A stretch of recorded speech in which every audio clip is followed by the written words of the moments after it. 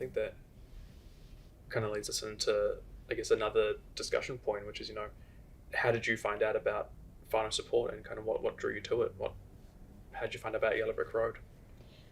I think I probably sort of heard it in passing over now and again, maybe got a leaflet or something, but again, it's in the midst of everything else, which is overwhelming, and you put it to the side because it's not directly to do with whatever's going on. But once we'd had a hospital stay, basically, and the social worker who was assigned to us family suggested that she could put us in touch with the Yellow Brick Road for our support rather than just to give us strategies to help and things like that. It was we jumped at it, didn't we, really?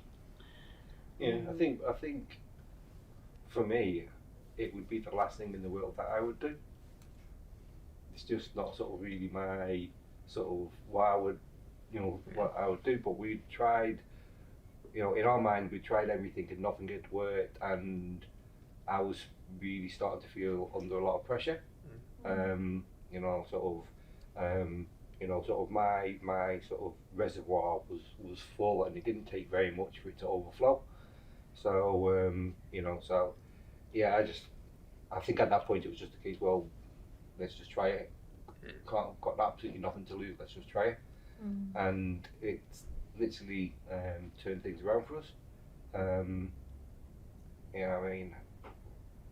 I was falling apart at that point, and it just gradually over a couple of months, just made a huge difference to me. And then I think because my attitude changed, actually helped our daughter. So we stopped sort of butting heads. So it made a massive difference to us.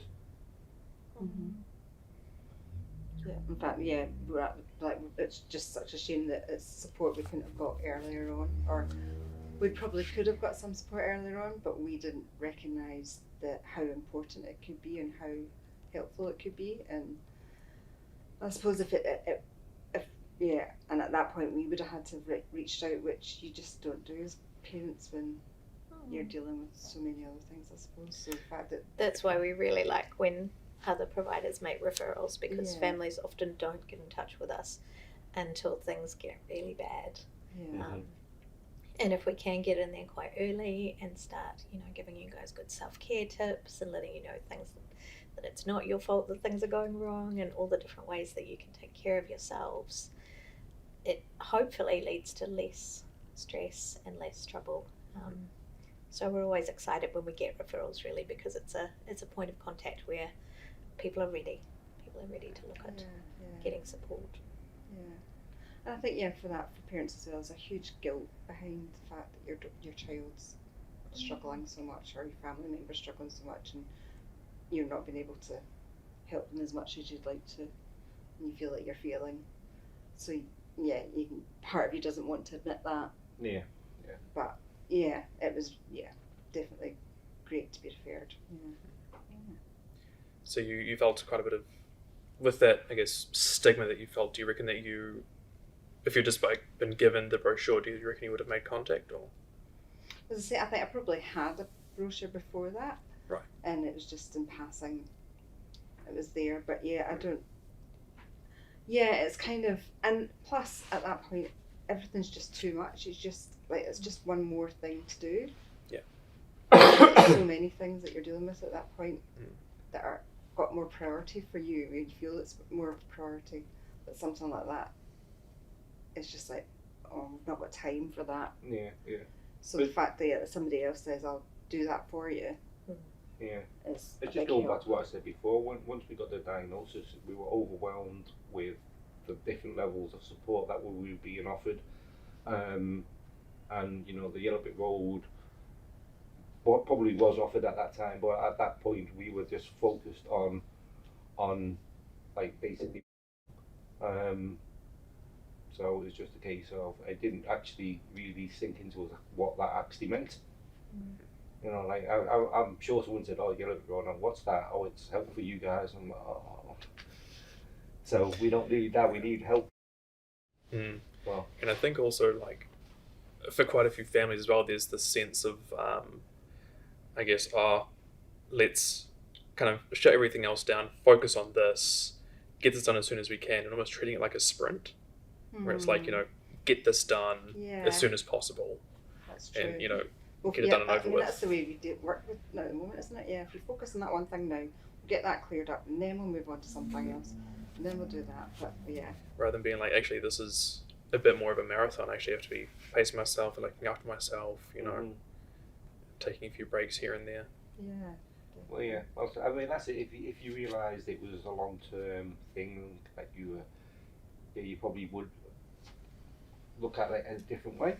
But yeah, because you think it's a sprint and we're going to get it fixed, you don't really think that I need to look after, myself. I look after the family. Get that done. But it is a marathon. You can't. These things sometimes you get worse before they get better, and then when they do get better, it's like baby steps. It takes a long, long time. So, sometimes you have hit roadblocks and have setbacks, which can be quite demoralising. So, but well, you need to be able to sort of look after yourselves and look after yourselves, look after each other. And I guess that's kind of what we want for the families who access our services, that they can draw on those strengths the next time something happens. Yeah. So that if things do get bad again, you can think about, what did they tell me last time? What worked for me last time? How can I keep myself well during this time? How can I not judge myself and say no to all this guilt that's coming in? And that's it. Having that regular support, as Christos as well, was reminding us that we're going through it again, but we're not at the same stage, because we do have extra skills now that we can help us to help our daughter deal with that. So yeah, that was a big help from that point of view. Yeah, I definitely think, like, there definitely were quite a few times where, I'd come in, you guys would be like, hasn't been a great month, but then it's like, hey, well, how does it compare to 18 months ago? And it's like, it's a world of difference. Yeah. So just putting things in perspective as well, I think was quite helpful for you guys. Definitely. And I think another thing is the fact that you kept coming back to us, whereas with other services or whatever, it's for short sets time, maybe 5 visits or something, and you get information. So I must have piles of sheets about how to look after yourself, how to do meditation, how to breathe, but if somebody doesn't come, and that personal touch is what helps that to stick, and reminding you and basically looking after us, because we can't look after ourselves in that way, and it's just like that extra hand to help you, remind you of all these things, and slowly but surely that comes on board and you take it on board yourself, and then slowly but surely you can cope with things better. It doesn't mean that everything's getting better, but you can cope with those things a bit better. Yeah, I think that's one of the things that I got was, looking after yourself brought my anxiety levels down. It made me able to cope better when things were difficult. So, which was something that at the very start of it, I had a big reserve, but over the multiple years that we dealt with it, it just got eroded away. So that was, something very valuable that you brought back to me.